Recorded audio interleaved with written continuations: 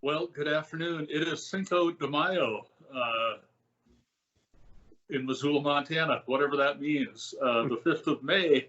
And thanks for joining us. I'm John Ingen, Missoula's mayor, and with me is Josh Slotnick, Missoula County Commissioner. This is our daily briefing, and we're lucky enough to be joined today by a couple of fine public servants who are making a huge difference in our community.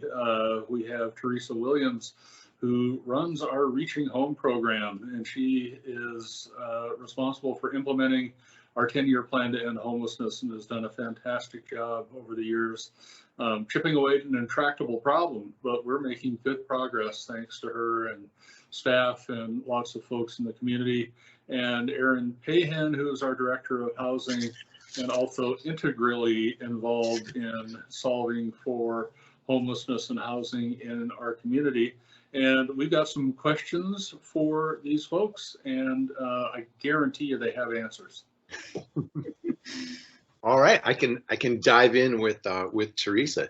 So it's my understanding that you are directing the Housing and Shelter Task Force as part of our COAD. Now everybody's so getting used to this. We're learning these acronyms, but in case anybody let this one slip away, it's a community organizations active in disaster, and I think they have 6 different task force. So, and you run the Housing and Shelter Task Force, right? So what's the purpose of this task force? And if you wouldn't mind elaborating on some of the good stuff you guys have been doing. Sure. I too had to Google COAD a few times before I finally got it to memory. Yeah, so when we first started hearing about the COAD groups in early March, I was already working with Amy Allison Thompson from the Poverello Center. She's the executive director, as well as Marge Bach and Lori Francis from Partnership Health Center and Lisa Biskevich from the Missoula City County Health Department. So we were doing a lot of work already in COVID response, and we felt like a gap was that we weren't really having a formal process with our local Office of Emergency Management, who oversees the COADs. So that was really the first start in getting this going.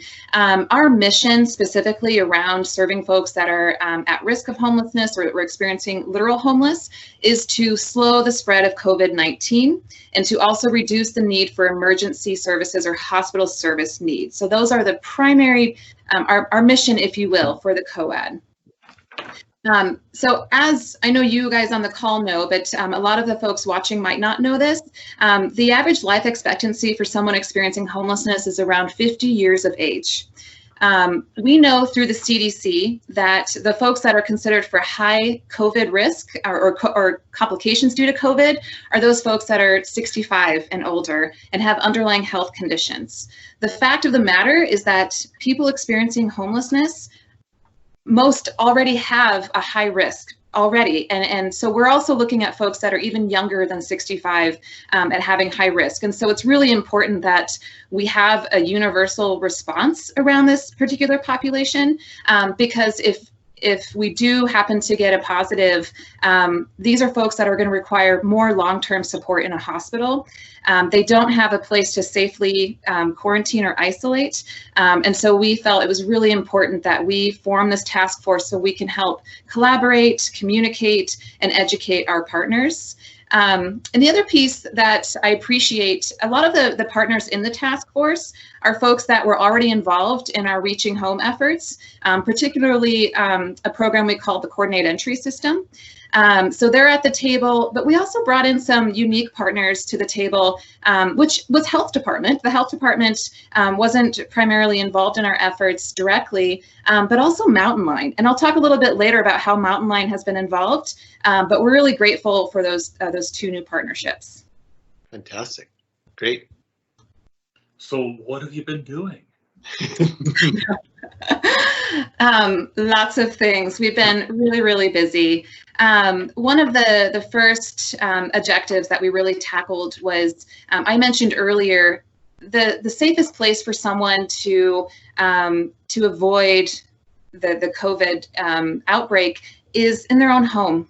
And a lot of the folks that we're seeing that are experiencing homelessness don't have a safe place to go.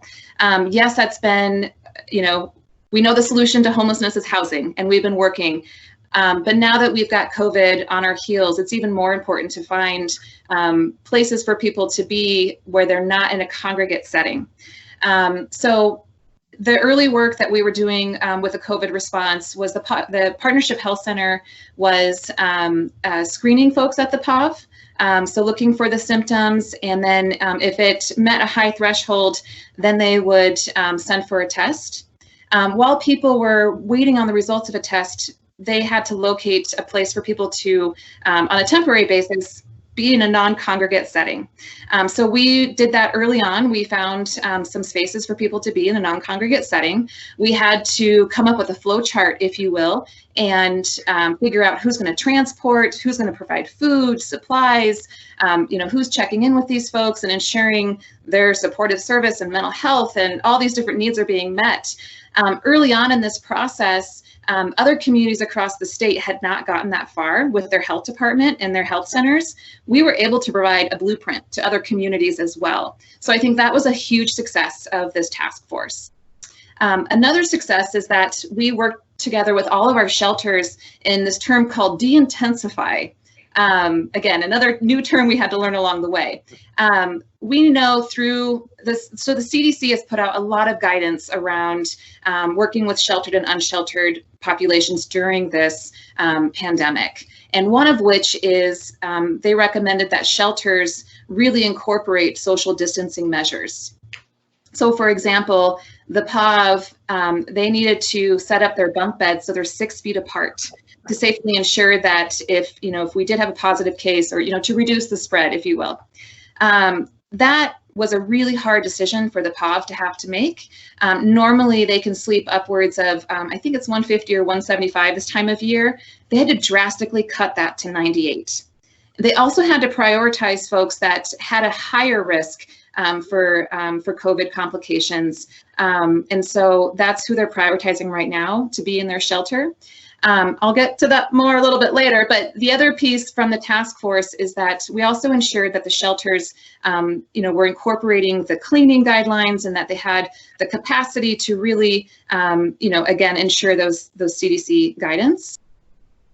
Because we saw this uptick in folks that could no longer stay at the POV, and so they're outdoors, we knew it was really important to ensure they had information around how to reduce the spread, how to socially distance when they're camping outside.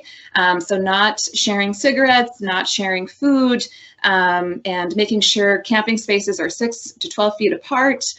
We also wanted to ensure they knew who to call for healthcare resources, housing resources.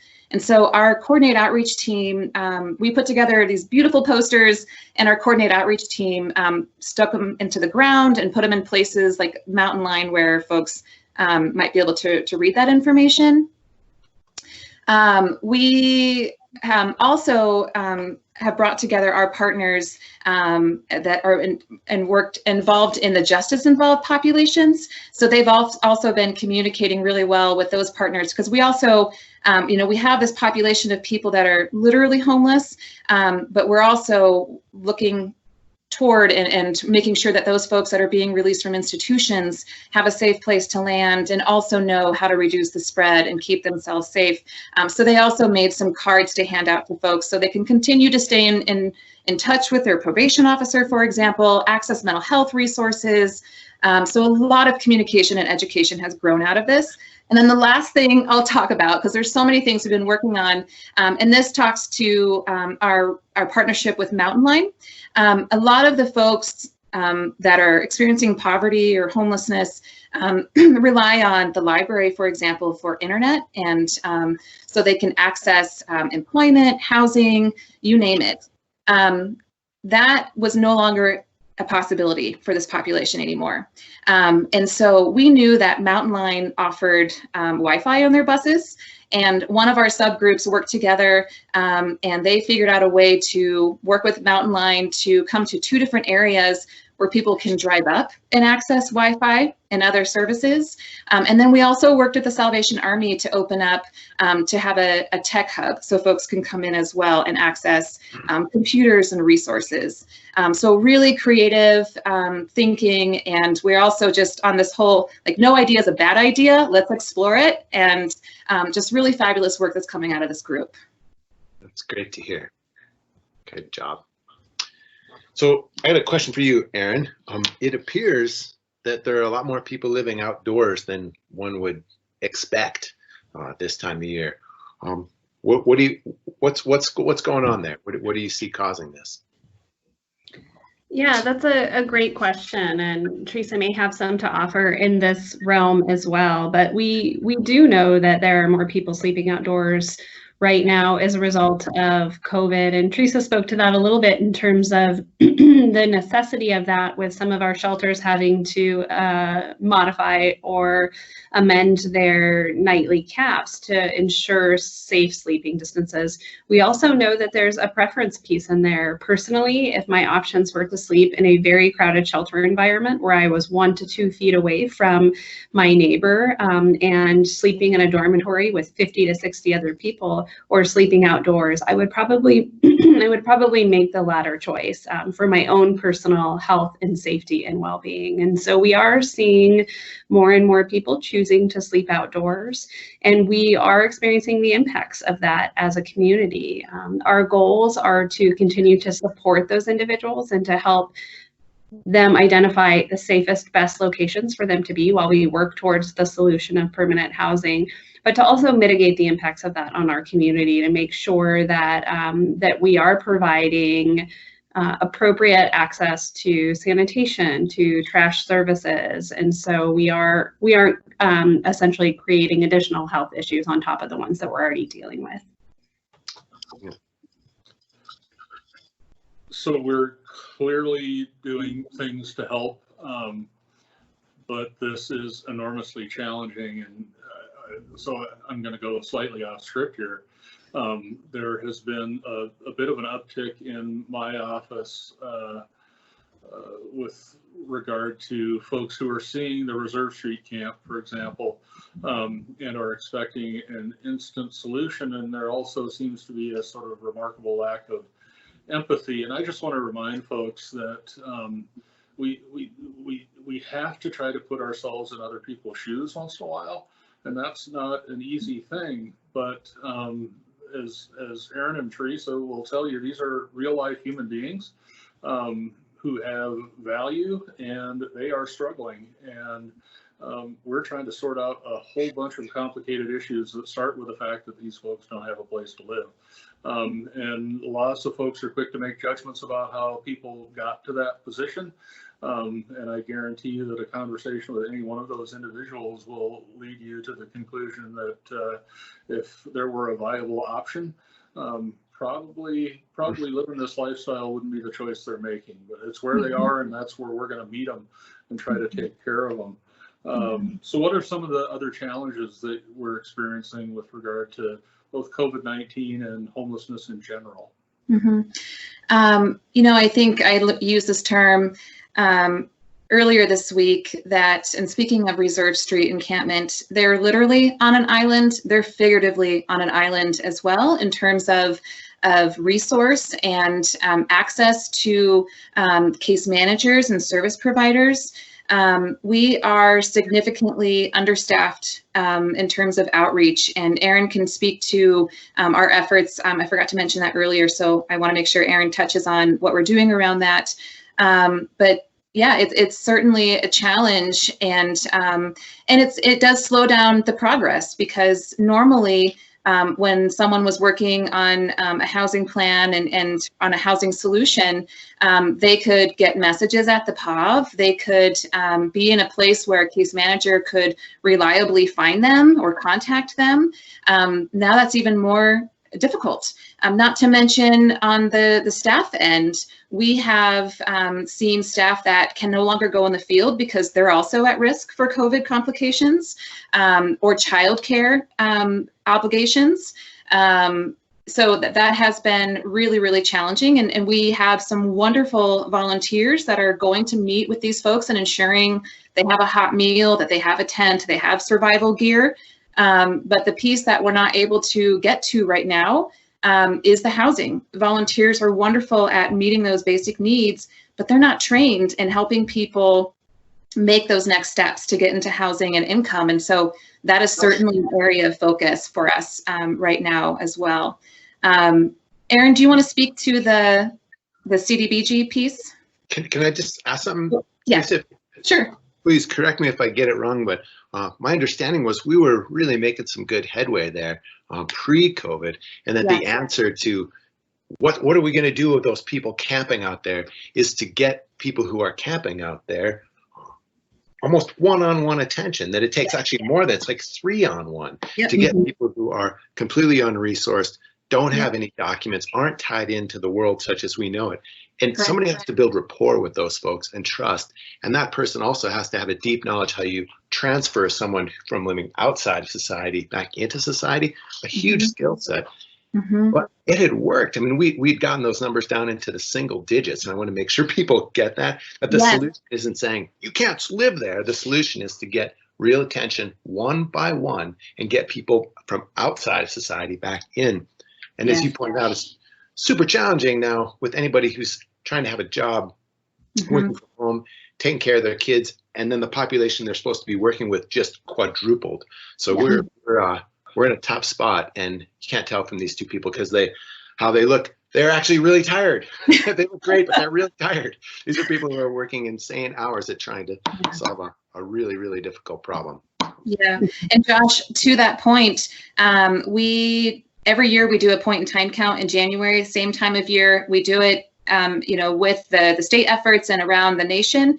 Our point in time counts were the lowest it's ever been in years, even before the 10-year plan was started. They were 311, which is huge. And what that means is our efforts, our collective efforts, have been successful.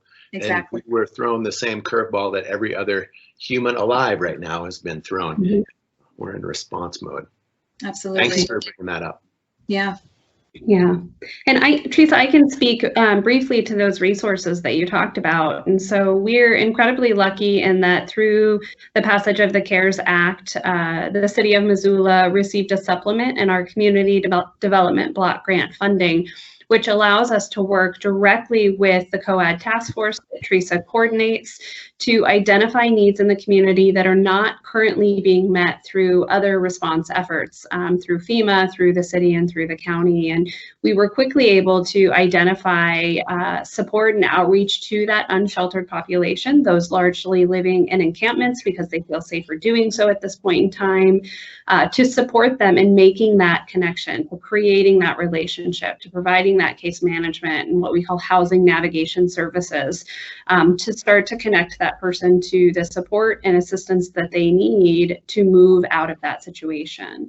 We're also looking at using those funds to support our shelter providers in the community as they continue to engage in the heroic task of creating safe shelter environments. So supporting them in increased sanitation and disinfecting of their facilities, making sure they have the supplies they need to operate safely.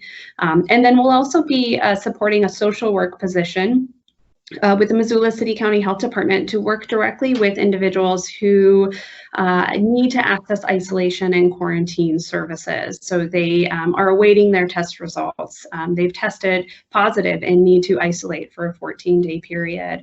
Or folks who are very high risk, either due to age or to a pre-existing condition. And we know that if those individuals contracted COVID, that there's a high likelihood that they may not survive the course of that virus. And so we want to be able to support those individuals and make sure that they have the ability to isolate in ways they need to be safe. And that social work position will support those individuals and do whatever possible so that at the end of that 14-day period or whatever isolation and quarantine period they warrant, they're not exiting directly back on the streets. We know our resources in terms of permanent housing are really limited in the community, so there's a high likelihood that they still will, but during that period of time, we want to provide all the support and connection that we can to support those men and women. Well, the Missoula City Council approved the purchase of Sleepy Inn, so we have non-congregate shelter. We've got great cooperation with Missoula County in operating that shelter. So we have opportunities here. So I have the privilege of working with Aaron and Teresa all the time. And so I know that we're doing a lot, and frankly, they are doing a lot in terms of chipping away at homelessness, and they're doing a fantastic job. And unless you're working with them every day, sometimes it's easy to forget that there is change afoot, and plenty of it. And there are lots of resources on the city and county websites around homelessness, our 10-year plan, and all the work we're doing. At the end of the day, this is about housing, Aaron, and how does all of this sort of fit into that broader policy document that we operate under at the city of Missoula for taking care of people's housing needs? Mm-hmm. I mean, it seems like an overly simplistic answer, but the reality is the only solution to homelessness is housing in and of itself. And so our goal is to make sure that we have a place to call home for everyone in Missoula, and we're working diligently towards that end goal. We have some really exciting things afoot. Implementation of our housing policy includes the development of permanent affordable housing. And so these are rental units in our community, homes in our community that are income capped and are affordable to individuals for as long as they need that level of affordability. We, in the next 3 years in the city of Missoula, will be bringing over 430 deed-restricted, permanently affordable homes into our community through the construction of 3 low-income housing tax credit projects here, working with partners like Homeward, the Missoula Housing Authority, Blue Line Development, Housing Solutions. And these partners are really helping us move the needle in the community. The city and the county are both investing heavily in these projects and really trying to put our money where our mouth is in terms of the importance that we know affordability and housing, safe, secure housing have on really community impacts across the scale. Better outcomes for children in our community, better health outcomes for our entire community, and really just providing people the dignity and the opportunity to thrive as well. And so we're really excited about the progress that we've made, again, in partnership with tons of organizations and individuals across the community. And we're going to continue to see a lot of progress with the adoption of the housing policy as we move down that path. That's great. Thank you. Commissioner, what am I forgetting? I think we got it all. You guys filled in all the gaps, so I think we're all set. Thank you very much. Thank you again for all of your extraordinary work. I'm grateful to be able to work with you, and grateful to live in a community that supports your efforts. We will be back most likely tomorrow with another briefing. In the meantime, stay safe. Thanks, everybody, and take care. Thank you. Thank you.